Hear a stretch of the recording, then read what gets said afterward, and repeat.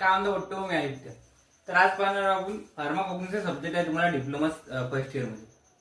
तर pharmacy diploma मध्ये first year मध्ये फार्माकोग्नॉसी सब्जेक्ट आहे. त्याच्यामधलं सेकंड चॅप्टर क्रूड ड्रग्स. आता क्रूड ड्रग्स हे काय असते आपल्या नॅचरल भाषेत आपण पाहूया. आपल्या जे मराठी लँग्वेज आहे त्या लँग्वेज मध्ये पाहू, नंतर आपण जे पुस्तकी लँग्वेज आहे लॅटिन भाषा आहे त्याच्यात बी पाहू. ठीक आहे. तर शॉर्ट मध्ये पाहू आपण, जस्ट 2-4 मिनिटात आपण क्रूड ड्रग्सची डेफिनेशन पाहू पहिले.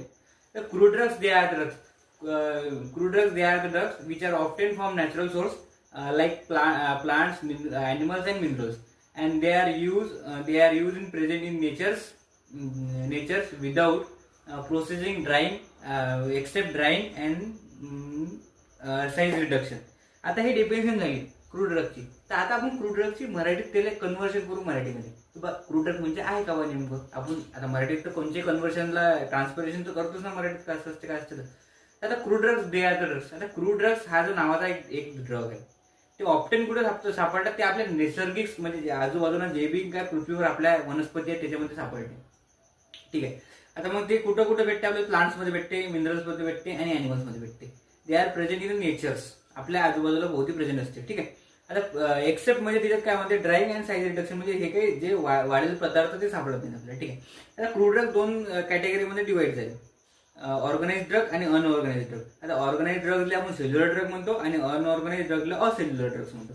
तर ऑर्गनाइज ड्रग म्हणजे काय माहिती का, these are the drugs are obtain from the any parts of the plant. म्हणजे कोणत्याही एखाद्या झाडाला म्हणजे सर्व झाडाचा कोणताही एखादा पार्ट्स असते त्याला सापडते आपल्याला.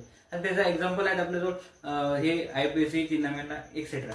तर मग दुसरा एक्झाम्पल आहे आपल्याजवळ हे अनऑर्गनाइज ड्रग, त्याला आपण असेल्युलर ड्रग म्हणतो. हे काय करतं माहिती का, हे याचा any part, not any parts of plant but they are solid and liquid form.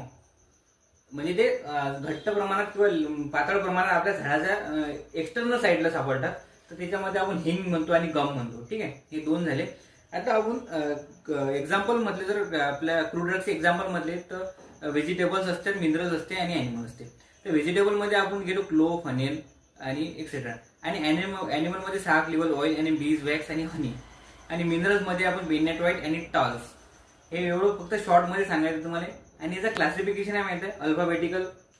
याचं क्लासिफिकेशन फार्माकोलॉजिकल ऍक्शन मध्ये क्लासिफिकेशन पडले, अल्फाबेटिकल, बायोलॉजिकल, मॉर्फोलॉजिकल, टेक्झोनॉमिकल, केमिकल आणि थेरापेटिकल एक्सेट्रा. थँक्यू.